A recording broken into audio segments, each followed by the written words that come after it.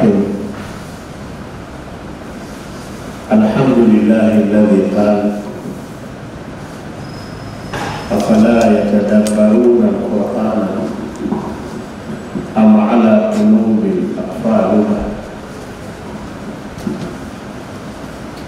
والصلاة والسلام على رسول الله الذي قال وهو أصدق القائلين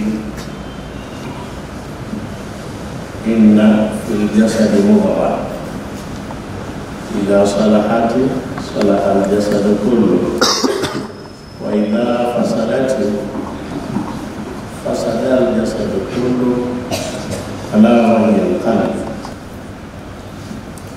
وعلى آله وصحبه أجمعين. أما بعد.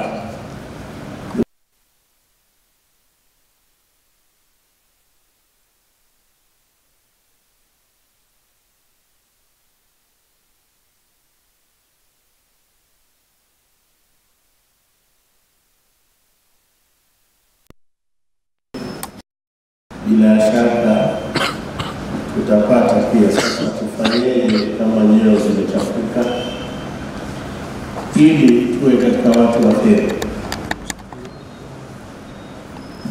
Ajabu ya ilmu ya moyo imeelezwa kwa namna nyingi sana ndani ya Qur'an. Ilmu ya moyo, Mwenyezi Mungu alipowataka watu wazingatie Qur'an, alitaja moyo, lakini akaweka wazi kwamba kuna kitu ndani ya moyo, juu ya moyo kuna kufuli, kuna makufuli juu ya moyo. Yale makufuli ni mpaka yafunguke, ndio ule moyo unaweza ukawa katika hali nzuri. Bila makufuli kufunguka, huo moyo hauwezi ukawa katika hali nzuri.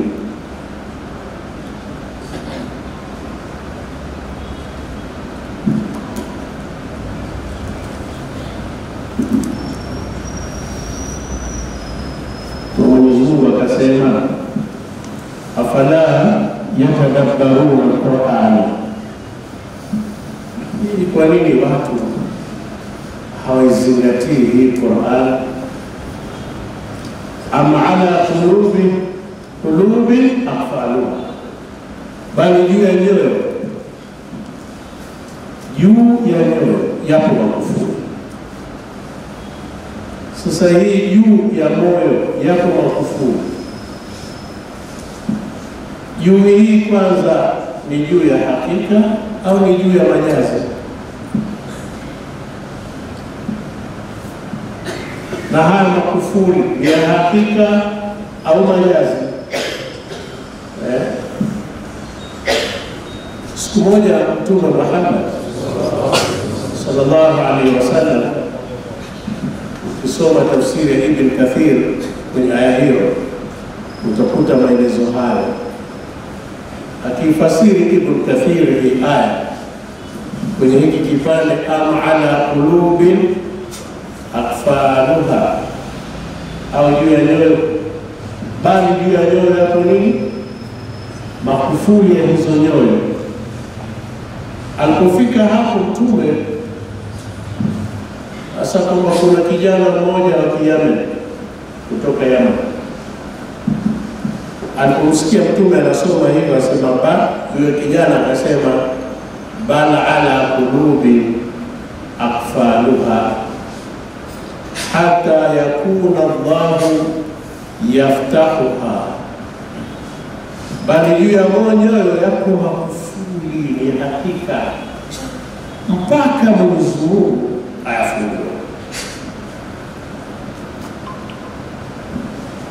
Hapo sasa utagombana na watu wa elimu ya sekula, si ndio? Kwenye moyo tena kuna makufuli. Kwani kufuli si kitu kilichofunga tu mahala, si ndio? Sio lazima ya chuma. Ni kweli kuna kufuli hapa, na izingatiwe kwamba Qur'ani ni kitabu cha karne ya 7. Mwisho wa kushuka Qur'ani, mwanzo wa kushuka Qur'ani ni mwaka 610, mwisho ni mwaka 633 kama hivi. Lakini mwaka 1907 kuna mtaalamu mmoja wa masuala ya moyo, wataalamu wawili, mmoja anaitwa Martin Flack, mmoja wapo anaitwa Martin Flack na mwenzake Keith. Hawa walichapisha kwenye jarida moja la miaka ile, ilikuwa inaitwa Anatomy and Physiology, ni jarida la kisayansi. Walichapisha kwamba ugunduzi waliopata wao watafiti zao, na ule ugunduzi ulikuwa mwaka 1906. Mwaka 1907 wakaandika kwamba moyo una ufunguo wake, moyo una ufunguo wake. Ule ufunguo kama hautopatikana, moyo hauwezi ukafanya kazi. Yale mapigo ya moyo unayoyasikia ni mpaka ule moyo ufunguliwe, na unafunguka automatically. Ule ufunguo wakawita sinoatrial node, sinoatrial node. Sasa ndugu zangu, kwenye ufunguo sikuna kufuli, ina maana kiasili moyo una kufuli. Hiyo kufuli ina funguo yake, lakini ni vinyamanyama tu ambavyo ukivitazama kwenye moyo pia mwenyewe unaweza ukaona kwamba sasa vinyama vina kazi gani. Unaweza ukazaa vina kazi, lakini vinyama hivyo ndio hapo kuna kufuli, na hapo kuna funguo ya moyo. Swaleni Mtume Muhammad.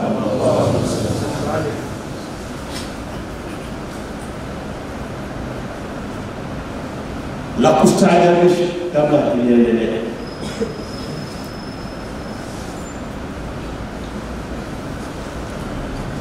hii darubini, microscope, darubini ya kuweza kuona vilivyomo ndani ya mwili imegunduliwa mwaka 1677 wakati wa zama za Mtume Muhammad sallallahu alaihi wasallam. Elimu ya moyo inaelezwa ndani ya Qur'ani, tena elimu ya ndani, sio elimu ya moyo tu, ni elimu ya ndani. Ni wenzangu tuliosoma masala ya moyo mpaka form 6, ni wazi hamjawahi kusikia habari ya sinoatrial node. Sio silabasi ya siku hizi. Sinoatrial node, sinoatrial node ndio kufuli za moyo, na zinapatikana wapi? Juu ya upande wa kulia wa moyo, upande wa kulia wa moyo, chumba cha upande wa kulia. Moyo una vyumba vinne. Kile chumba cha upande wa kulia, juu yake ndio kuna hiyo kufuli ya moyo, na ndio kuna hapo ufunguo wa moyo. Kukiharibika, sehemu ikipata matatizo, unakiwa kitu wanachoita kwa Kiswahili kwamba betri ya moyo. Sasa anatembea kibetri, ndio haya. Hicho kibetri kinaitwa peacemaker, peacemaker. Lakini natural peacemaker ni hiyo Mwenyezi Mungu ameiweka. Miongoni mwa mambo ambayo watafiti wamekwenda mbali wa saikolojia wakajua kwamba katika moja ya mambo yanayoharibu moyo mpaka hata hizo kufuli za moyo zikafunga sana, zikaziba, ni wingi wa mtu kufanya matendo yasiokuwa ya mtu. Narudia, wingi wa mtu kufanya matendo yasiokuwa ya utu. Ndugu zangu, matendo yasiokuwa ya utu ni yale matendo asiyoyapenda Mwenyezi Mungu Subhanahu wa Ta'ala.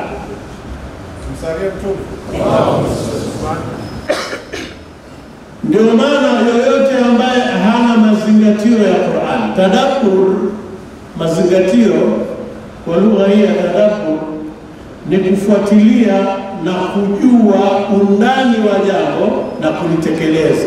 Ndio tadabbur, kufuatilia jambo undani wake na kulitekeleza. Kwa hiyo Mwenyezi Mungu hapa anasema afala yatadabbaruna al-Qur'ana am ala qulubin aqfaluha. Mbona hawaizingatia hawa watu hii Qur'ani? Wani wasizingatia watu Qur'ani? Lakini anasema bali juu ya nyoyo zao yapo makufuli. Fanya tatbik ya maneno haya na utafiti uliokamilika mwaka 1906, na ukitafuta, maana yake watu wanatunza sana kumbukumbu. Jarida hilo la kidaktari Anatomy and Physiology la mwaka 1907 laonyesha kwamba ni kweli ala qulubil aqfal, juu ya nyoyo kuna makufuli. Kupatikana taaluma kama hii ndani ya Qur'an katika zama ambazo hakuna utafiti, ni jambo linalokupa wewe nafasi ya kuzingatia Uislamu wako na Qur'ani yako. Kwa zama hizi ambazo kila mtu anataka asubiri, kwani sayansi inasemaje? Akishasema Mungu na mtume, sayansi atakiwa ifuate nyuma, kwa sababu Qur'ani na hadithi za mtume zimeitangulia sayansi. Ndugu zangu, tuelewane. Dalili ni hiyo, afala yatadabbaruna al-Qur'ana am ala qulubin aqfaluha. Kwa nini wasizingatie Qur'an? Lakini kwamba Mwenyezi Mungu akaonyesha kwamba yule ambaye hana mazingatio ya Qur'ani, ndani ya moyo kuna makufuli, ni kwamba ile peacemaker imeingia dosari kwa sababu ya uchafu mtu anaofanya katika maisha yake. Kwa hapa sasa tupata jawabu kwamba miongoni mwa vitu ambavyo unaweza ukafanya moyo wako usafishike hivi ulivyo, kama moyo ni mchafu, ni kuepuka maasi. Imam Shafi'i rahmatullahi alayhi alipomfuata Wakii kumfahamisha ile suqul hifdhi, uwezo wa kuhifadhi kwake kama vile una mapungufu, alimwelekeza kwamba asifanye maasi, asije akarudia nini maasi. Ukifanya maasi, ukiwa mtu wa maasi, uwezo wa kuhifadhi mambo unapungua. Kwa nini? Kwa sababu moyo unaathiriwa na maasi. Moyo ukichafuka kwa sababu ya maasi, uwezo wa kufanya kazi moyo unapungua. Unakwenda pamoja. Matendo mema yanaunganisha moyo, si matendo matendo mema tu, hata maneno mazuri yanaung'arisha moyo. Katika vitu, usipende kusikiliza maneno machafu, maneno ya matusi, maneno yasiyofaa, wala kutazama machafu, kutazama matusi. Yote haya yanachafua moyo mpaka inafikia mahala utakuwa huzingatii maneno ya Mungu. Kwa pamoja utakuwa huzingatii. Kwa nini? Kwa sababu Qur'ani ilishasema wazi kwamba moyo kazi zake, moja ya kazi ya moyo kubwa ni ufahamu. Moyo ni senta kubwa kabisa ya ufahamu kwa binadamu. Katika vitu, ngoja kwanza hapo nitanabahisha. Siku moja nilikuwa nimetoa darasa Radio Iman. Radio Iman. Nilikuwa nazungumzia sayansi ndani ya Qur'an. Nikataja jambo moja la utokeaji wa viungo vya binadamu hivi kwa kutumia hadithi za Mtume na Qur'an na kutumia sayansi. Wakati narudi, nilipofika maeneo fulani nikapigiwa simu. Mtu mmoja akanitambulisha, akasema mimi ni mtu wa sayansi, nimesomea Canada miaka ya nyuma, na profesa uliotaja katika baadhi ya nukuu zako ni mmoja katika walimu wangu Canada. Sasa mimi sijaona katika kusoma kwangu hiki ulichokizungumza. Nikaambia ulisoma mwaka gani? Sayansi hiyo sayansi ulisoma mwaka gani? Sasa mimi nimekamilisha kwenye miaka ya 91, 92. Kaambia sasa sayansi inabadilika. Mimi ninachokizungumza hapa ni sayansi ya miaka miwili iliyopita, utafiti mpya. Unaelewa? Nikampa reference kwamba aende akaangalia kitu fulani. Bahati nzuri alikuwa muungwana, akasema ameviona. Hapa nachotaka kuambieni ni kwamba isije ikafikia Muislamu ukaona kwa kuwa na Qur'ani peke yake na hadithi za Mtume Muhammad alafu huna sayansi kwamba umekosa. Hapana, hapana hata kidogo. Kwa sababu sayansi ina tabia kubadilika badilika. Unaona baba? Any scientific law is tentative, probabilistic, and uncertain, and the matter of a new revision in the light of new evidence. Kanuni yote ya kisayansi ni ya muda, tena haina uhakika, na ni kitu cha kubadilishwa kunapopatikana hoja yenye nguvu kinyume na Qur'ani. Ukiona sayansi haijawafikiana na Qur'ani na hadithi za Mtume, jua hii itabadilishwa. Umeelewa? Jua hii si sahihi, itakuja kubadilishwa huko mbele mpaka iwafikiane na Qur'ani na hadithi za Mtume. Nasema huu utafiti ushakamilika. Hapa ndio umefika mwisho wa utafiti. Lakini kitu ambacho unachoweza wewe kupima nafasi ya hakika ya sayansi ni hii Qur'ani yako, kwamba utafiti utakaofikiana na Qur'ani na hadithi za Mtume Muhammad. Wewe Muislamu chukua kwamba huo utafiti ni sahihi. Sasa katika hili kwamba moyo unachafuka, moyo ni asili ya ufahamu wa binadamu.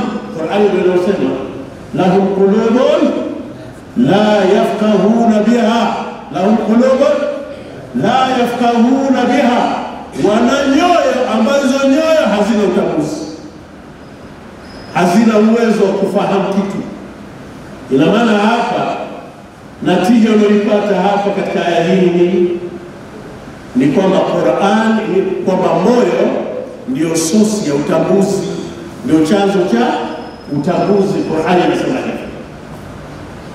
Ikiwa hivyo ndivyo, sema sasa kwa nini nimetoa mfano ule wa yule bwana ambaye tulikuwa amenipa ile hoja? Ni kwa sababu aya hii kabla ya mwaka 1992, juzi mwaka 1992, aya hii ni moja ya aya ambazo ulikuwa uwezo ukazizungumza mbele ya madaktari na mbele ya watu wa sayansi mkaelewana, kwa sababu kabla ya hapo sayansi ilikuwa inaamini kwamba chanzo cha ufahamu wa binadamu ni uti wa mgongo au nini, brain, ubongo, central nervous system, ni ubongo na uti wa mgongo. Moyo haujawahi kuhusishwa hata kidogo katika sayansi ya nyuma, kwamba moyo una ni source ya ufahamu kwa binadamu,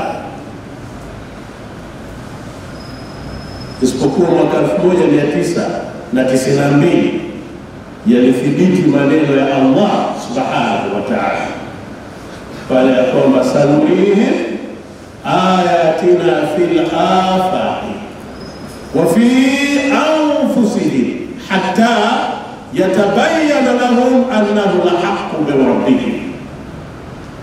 Wa tutaonyesha hawa aya hizi za Qur'an, aya zetu, aya kwa upana wake wote, lakini miongoni mwa hayo ni aya pia hizi za Qur'an, maneno ya Qur'an. Fil afaki, katika pambizo zote za mbingu, lakini na pande zote za ardhi, hata yatabayyana lahum, mpaka iwabainikie wao, iwadhihirikie wao, mpaka wapate ushahidi wa hakika annahu lahaqqu min rabbihim, kwamba Qur'an,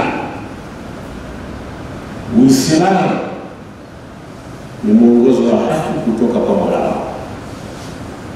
Sasa baada ya mwaka 1992 ndio sayansi imekuja kuwafikiana na aya hiyo, lahum qulubun la yafqahuna biha. Sayansi imekuja kuwafikiana na aya hiyo, na huyu ni Marekani anaitwa Dr. Amo, aligundua kwamba ndani ya moyo kuna kitu kinachoitwa little brain. Little brain, Kiswahili kijiubongo kidogo. Yani ndani ya moyo kuna ubongo, kijiubongo kile yani ni kama vile unavyoona nini kwenye simu ile inaitwaje, memory card. Ile inatunza kumbukumbu. Unajua memory card inatunza kumbukumbu, inatunza matukio, kuna kijimemory card ndani ya moyo cha asili Mungu mwenyewe amekiweka. Yule bwana akakiita little brain, kijiubongo kidogo, ambacho pia wanaita intrinsic cardiac nervous system,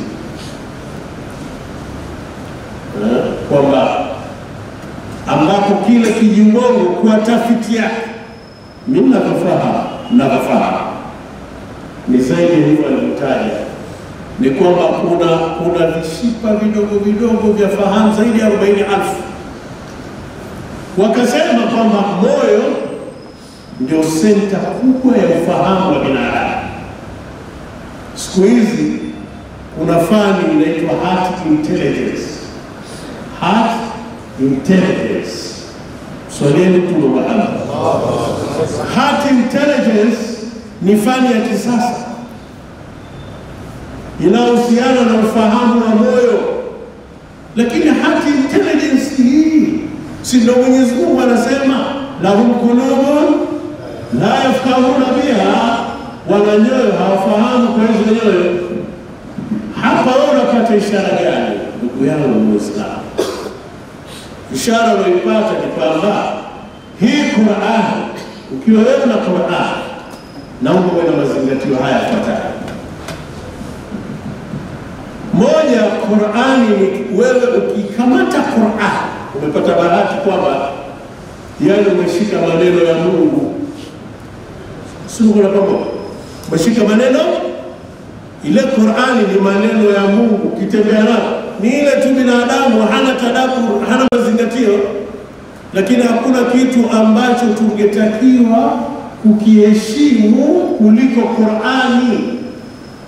Kwa sababu ya hiyo moja tu kwamba haya ni maneno ya Mungu.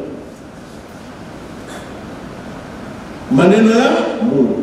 Sasa angalia, watu wanatoka Ulaya, maeneo mbalimbali duniani, wanakwenda kwenye mbuga za wanyama, anakwenda kuangalia simba ambaye ni kiumbe wa Mungu. Mabilioni ya pesa anatumia, na serikali zimepanga mfumo maalum wa kuingiza mapato, sio jambo baya. Lakini kwenda kuangalia viumbe wa Mungu, angalia mtu anavyozingatia kwenda kumwona simba. Je, ambaye una maneno ya Mungu kila siku, mbona kuzingatia? Darasa hili sasa ituhamishe, tuitazameni Qur'ani kwa hakika yake. Ndugu zangu Waislamu, ni msingi wa kwanza kutengeneza moyo. Ukishika Qur'ani, hata kama hujui maana yake, faharika kwamba umepata bahati ya kuwa na maneno ya Mungu, maneno ambayo hata ule utaratibu wake wa kuletwa kushuka ni kwamba yaonyesha ule utukufu wake. Maana Qur'an ilishuka jumlatun wahida kutoka ulimwengu unaoitwa Lauhul Mahfuz. Hapo ndio tunaelewa. Wajua hizi ulimwengu ziko za aina nyingi. Kuna ulimwengu unaitwa Kursi, ulimwengu ambao ni mkubwa kuliko dunia wala hakuna idadi yake. Kuna ulimwengu unaitwa Lauhul Mahfuz, Mungu mwenyewe anajua ni kitu gani. Katika ulimwengu huu wa Lauhul Mahfuz ndipo ilipokuwa inaishi Qur'ani, ikashushwa kwa jumla moja mpaka kwenye mbingu hii ya dunia. Sehemu inaitwa Baitul Izz, sio? Baitul Izz. Kutokea hapo ikiwa inashushwa taratibu kwa Mtume Muhammad sallallahu alaihi wasallam. Sasa tupelekeni moja ya namna ya kujenga moyo, anza kuithamini Qur'an. Sijui zile tabia za zamani zimeenda wapi, waweza kuenda kanisaidia. Lakini zamani ilikuwa hata ile kushika msahafu tu, ukiushika unachukua unabusu, alafu hukubali msahafu kawekwa sehemu ya ovyo ovyo. Ule utamaduni wetu umeondoka, ule si umeondolewa na nini? Watu wake wameondoka. Na nadhani watu wake wameondoka kwa sababu ya hii tadabbur, afala tadabbaruna al-Qur'an, haipo. Turudisheni wazee hapa Kahama, kwamba ukiona msahafu kuanzia leo uthamini kuliko dhahabu iliyokuwemo ndani wako. Ulimwengu huu utabadilika, utakuwa na hali ya amani na salama na furaha na maisha yatabadilika. Ithamini tu Qur'ani hata kama hujui maana yake. Kwa sababu kitabu ambacho kina wale waliokielewa, hata wasiokuwa Waislamu. Amesoma Qur'ani mtu mpaka akasema hii sio kweli.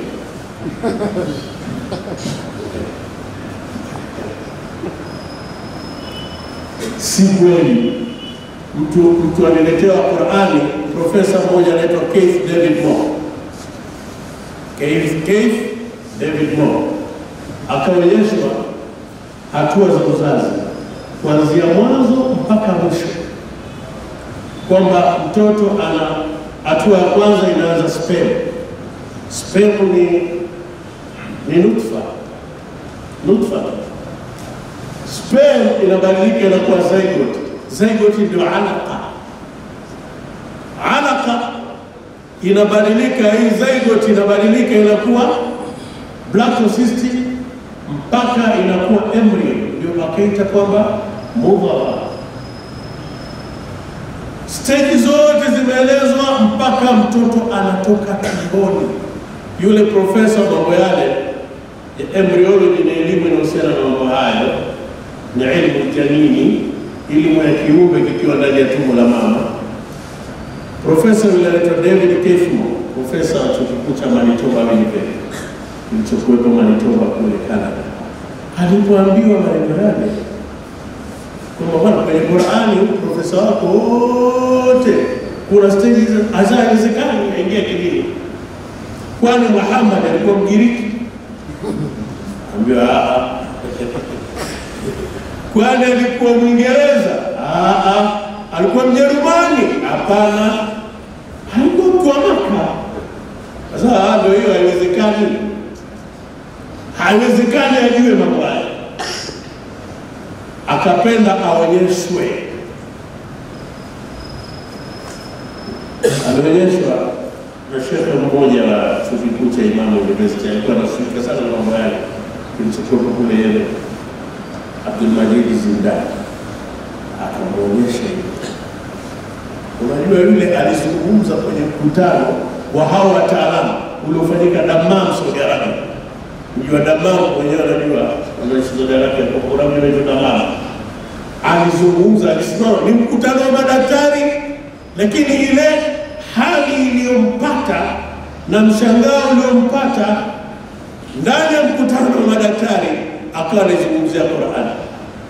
Aliposimamishwa akazana anaheshimika mpaka watu walikufuru na kuita prophet of embryology, kwamba huyu ndio mtume wa elimu ya kiumbe tete. Maana labda alikuwa anajua mwanadamu anapokaa huko tumboni na nini, sasa this must be a prophet of embryology, lazima ni mtume wa hilo kufanya.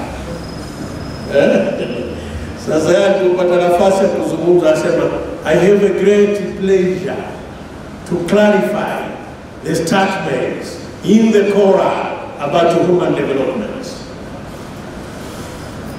It's clear to me that these statements must have come to Muhammad from God. This proves to me that Muhammad is a real messenger of God. So let him do. Asema nina furaha kubwa, anaambia madaktari, wanasayansi, sio mashehe, kutoka ulimwengu mzima walikutanika Dammam, Saudi Arabia. Fuatilia kisa hiki. Asema kuna kitabu chake cha tukio hilo. Asema na furaha kubwa kuweka wazi aya za Qur'an, statement of the Quran, maelezo ya Qur'an about human development, kuhusiana na makuzi, hatua za makuzi ya mwanadamu. It's clear to me that this statement must come after Muhammad from God. Na mimi najua kwamba haya maneno lazima yamfikia Muhammad kutoka kwa Allah, kwa Mungu. Mwisho asemaje? This proves to me that Muhammad is a real messenger of God. Hii mimi ninadhihirikia kwamba Muhammad ni mtume wa kweli wa Mungu. Msalie mtume. Kwa maana ninadhihirikia kwamba Muhammad ni mtume wa kweli wa Mwenyezi Mungu. Bwana mmoja anaitwa Johnson Marshall, wametoka naye huko Canada, naye anaaminika kwenye mambo haya. Akamuuliza swali pale anaona, does this mean, professor, you accepted the Quran in the word of God? Ina maana profesa leo kubali kwamba hii Qur'ani ni maneno ya Mungu? Asema yes. I found no difficulty in accepting that Muhammad is a real messenger of God. And from today onward, I'm saying, La ilaha illallah, Muhammad Rasulullah. Unalitamka hivyo. Mimi nimemwigia tu. Ukafanya. Lakini ni la ilaha illallah, Muhammad Rasulullah. Asali sio kitabu, hakuna kinachonipa mimi uzito kukubali. Kwa nini? Kwa sababu ana akili. Akili yake imeakisi ukweli kwamba Muhammad must be a real messenger of God. Sasa huyo amekubali Mtume Muhammad sallallahu alaihi wasallam. Je, mimi na wewe afala yatadabbaruna al-Qur'an? Lakini watu hawazingatii Qur'an jamani. Ama ala qulubin aqfaluha, au ndani yao kuna hayo kufuli. Tubadilikeni Waislamu wenzangu, tubadilikeni kwa namna hii. Moja, tusichafue nyoyo zetu. Moyo wa mtu msafi, moyo wa mtu msafi, yani msafi wa maadili, unatengeneza kumbukumbu kuliko moyo wa mtu mchafu. Hizi ni tafiti za wanasaikolojia. Yani mtu ambaye msinifu, mtu ambaye mwizi, mtu ambaye msengenyaji, mtu ambaye hasidi, mfitinishaji, ubaya wote anao, huyu hata kumbukumbu zake zinakuwa sio nzuri. Akili yake, uwezo wa akili unapungua, haui mkubwa, na anafikiri kisichokuwa na maana ndio anakifanya ndio cha maana. Amini niwaulize jamani, hao waliokaa wakaleta sera mpya duniani ya kwamba wanaume kwa wanaume waoane, utasema wana akili kwa sababu wanagundua sana. Maana mtu anasema mbona wazungu wanatuzidi kwa akili? Sio akili. Akili ipi? Wanatuzidi kwa akili ipi? Wametengeneza ndege, kama kutengeneza ni akili, sio hoja. Sababu viumbe wengi wa Mungu wanatengeneza ambacho mzungu hawezi. Mzungu anaweza kutengeneza asali. Sallallahu ala Muhammad. Anaweza kutengeneza asali. Kama kutengeneza ni akili, nyuki ana akili kuliko mzungu. Kwa sababu kashinda kutengeneza akili. Neno akili, akili ni neno asili yake ni Kiarabu, ni aqlu. Asili yake ni aqlu, na aqlu ni kamba ambayo alikuwa anafungwa nayo ngamia asije akaenda pale ambapo bwana wake hataki. Yule mwenye ngamia pale ambapo hataki afike, amefunga kamba. Ile kamba imemwekea hududi, mipaka, kwamba usije ukavuka. Sasa na Mwenyezi Mungu ametuwekea wote sisi kamba, na kamba yenyewe ni Qur'ani. Ndugu zangu, kamba yenyewe ni mafundisho ya Mtume Muhammad. Kwa jumla kamba yenyewe ni Uislamu. Yasema wa'tasimu bihablillahi jami'a, shikamaneni na kamba Mwenyezi Mungu nyote. Kwa nini mshikamane nayo? Msije mkavuka mkaenda pale ambapo bwana huyu hataki. Na mtu wa namna hiyo anaitwa mtu mwenye akili. Ndio Mtume Muhammad sallallahu alaihi wasallam, huyu mtu ana akili. Moyo sio darasa.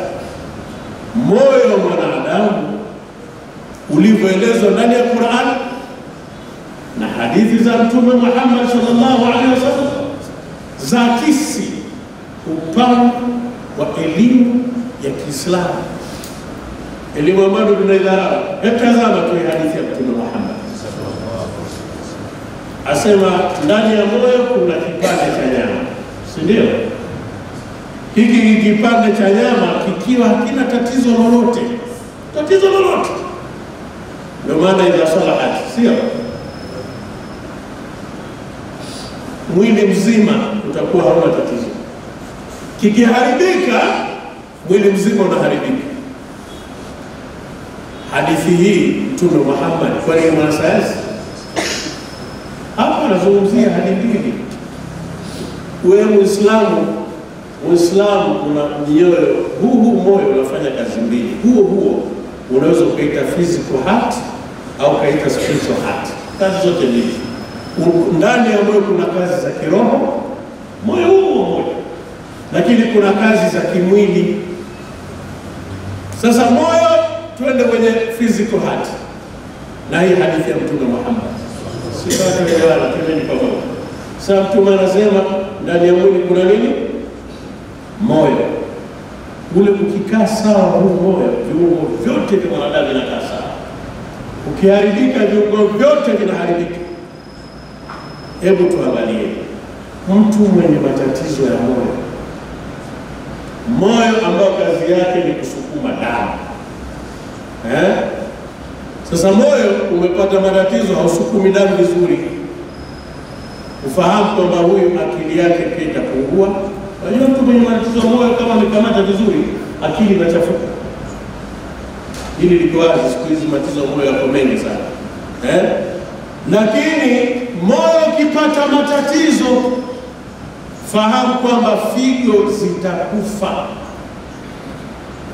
Mwanzo matatizo ya moyo kipatikana, jua figo nazo hazina uhai mrefu. Lakini figo nazo zikifa, fahamu mwili mzima, huu mwili utavimba, wote mwili utavimba. Huo moyo wenyewe tu ukiwa na matatizo, mwili mzima unavimba. Matatizo yale yakizidi, mikono itavimba, miguu itavimba, mwili wote unavimba. Mtu anaweza kuambiwa huyu kama sio ini ni moyo au figo. Ni mtu tunaoambiwa. Lazima ukionekana na hali hiyo, lazima utapata kipimo cha moyo.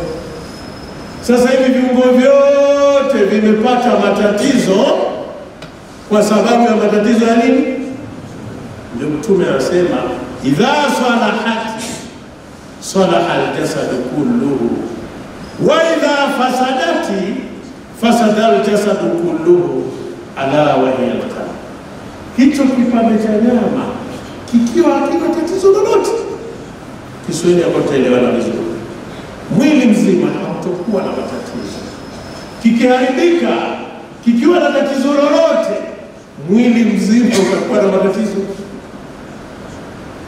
Pia hapa ni darasa kwamba wewe ambao hujapata matatizo ya moyo, jitahidi usiyapate. Epuka vile vishawishi vitakavyopelekea kupata matatizo ya moyo. Utakuwa mtumwa wa viungo vyote. Unakwenda pamoja. Lakini mimi hoja yangu, mnadhani Mtume Muhammad kafa, sayansi ya moyo bado haijaanza. Amekufa Mtume, sayansi ya moyo haijaanza. Hapa anaizungumzia sayansi ya moyo Mtume Muhammad. Wewe Muislamu unapata picha gani? Ni kujua makamu ya Mtume Muhammad, kujua makamu ya hii Qur'an. Namna sasa tunavyoambiwa kusafisha nyoyo. Sasa nyoyo zetu ndio zimechafuka, zasababisha hayo makufuri tuliyosema. Moyo ambao wewe ni mtu mzinifu, mtu wa baikara, ufanyeje ili moyo wako uwe safi?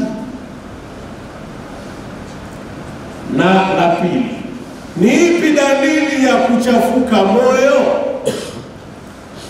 Yaani kama wewe moyo wako umechafuka vile alivyozungumza Mtume, dalili zake ni zipi? Ule moyo unapata kitu kinachoitwa qasawatul qalbi. Qasawatul qalbi, ususuavu wa moyo. Ususuavu maana yake ni nini? Ndio kama vile moyo mkubwa haukubali sheria za Mungu. Yaani mawaidha, ukiona kila mawaidha yakitolewa, mtu anaweza kutoa mawaidha hapa ya mauti, wakalia watu wote, ukijitazama wewe hujaguswa hata kidogo.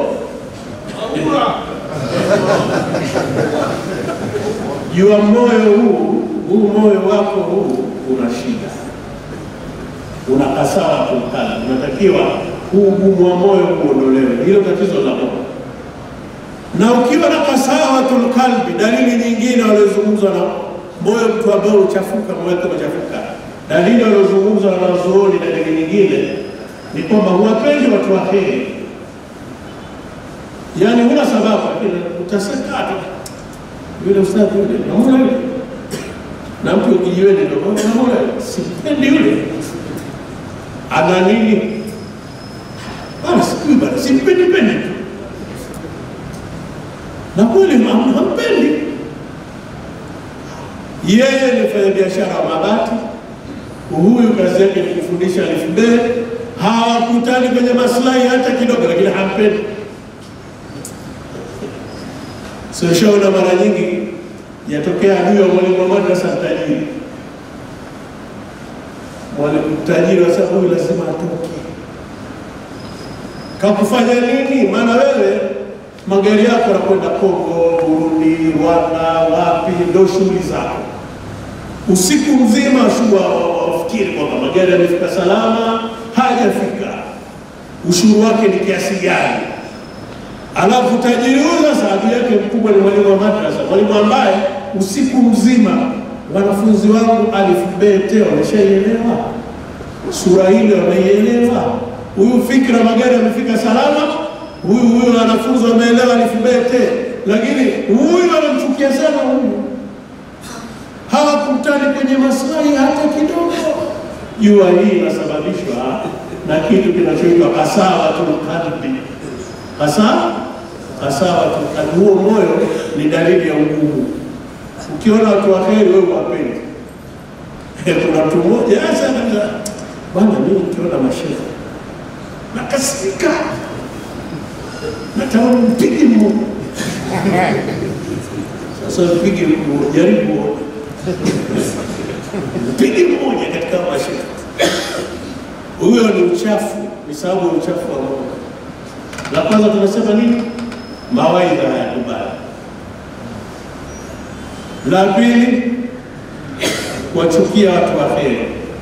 Tatu, kuchukia kheri. Mtu mwenye qasawatul qalbi anachukia sana kheri. Yapo mbele, usirefushe moyo. Wafanyaje sasa solution? Wafanyaje kuondoa huo uchafu wa moyo? Na ambaye hana uchafu wa moyo ni kinyume na hivyo. Huyu akisikia kheri mahala popote hasikii uzito, haraka kuondoka kwetu. Ukijiona mzito sana wa swala ambayo ya dakika 5 usijua moyo una uchafu, unatakiwa tiba.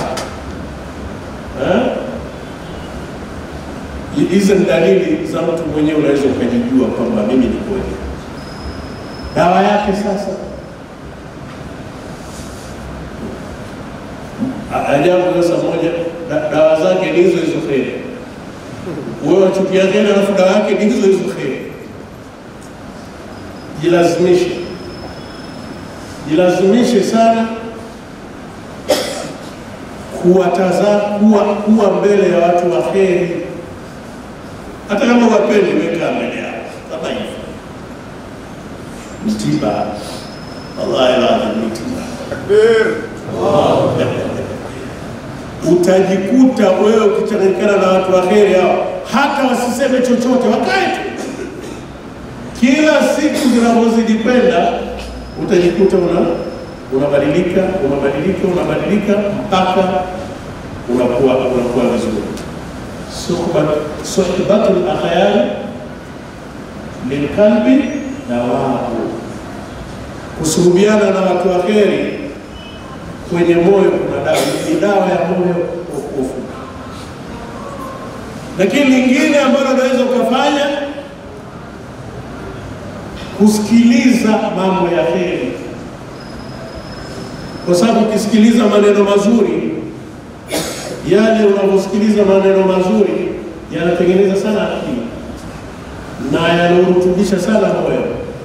Watu wa elimu ya saikolojia wanasema positive words activates the cognitive level of the brain, while negative words deactivate cognitive level of the brain.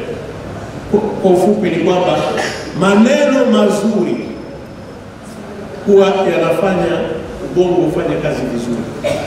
Mtu mwenye kawaida kusikiliza maneno mazuri na mwenye kusikiliza maneno machafu, hawa wanatofautiana katika uwezo wa akili. Umeelewa?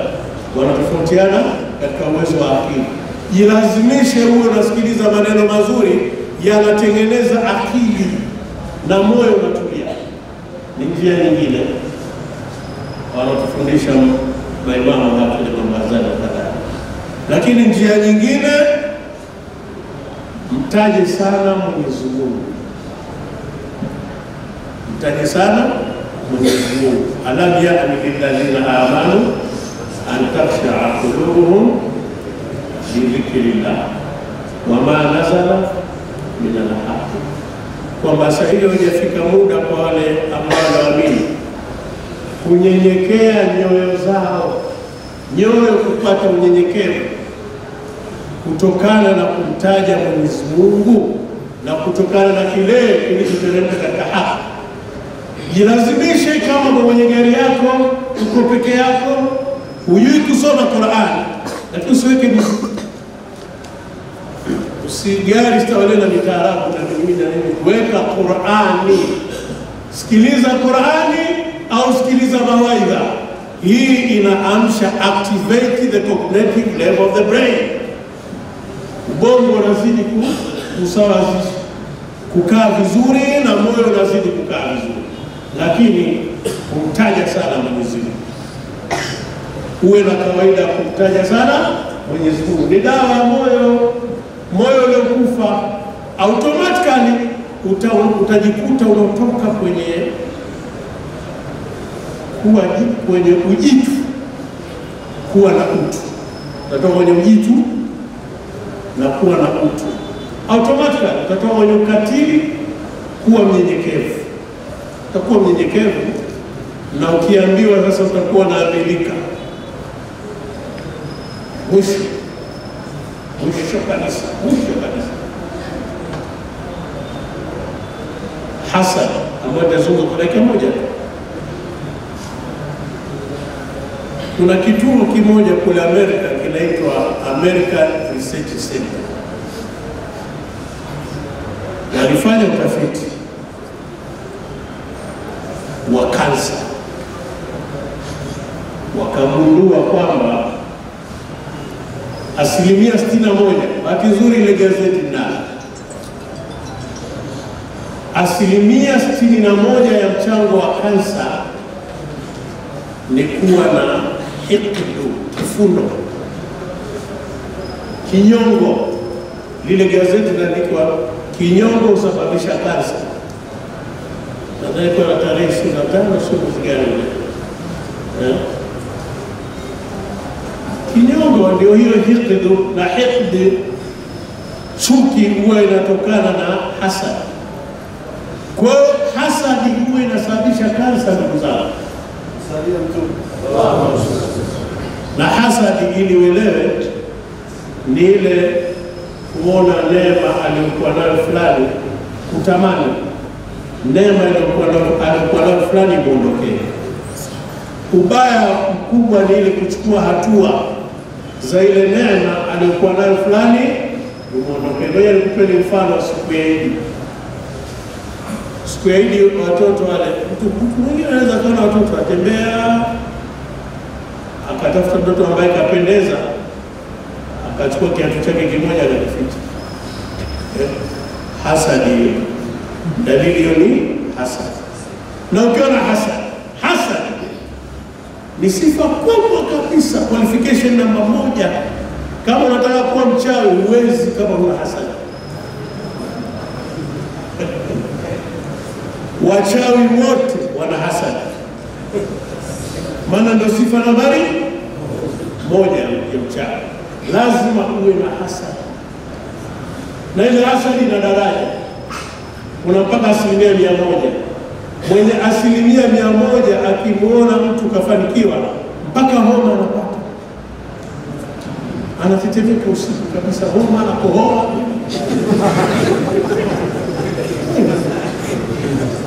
Anguza bana vipi? Sijui bana nimepatwa na nini. Ni hasadi ndugu yangu. Yote yamekatazwa. Katika Uislamu yote yamekatazwa. Mimi niliona ni safiri na moyo kwa utaratibu huo. Nilifurahi sana darasa ya Dai Kabir Sheikh Abbas Lulu, kwa lulu alizozitoa nilifurahi sana. Na mzee wangu kuingiza akaunga pale pale katika Suluhu, na mimi nikaona niunge hapo hapo, lakini kwa mtindo huu. Mwenyezi Mungu atuwafikishe. Amen. Jalibna alladhina yastami'una alqawla fayattabi'una ahsana.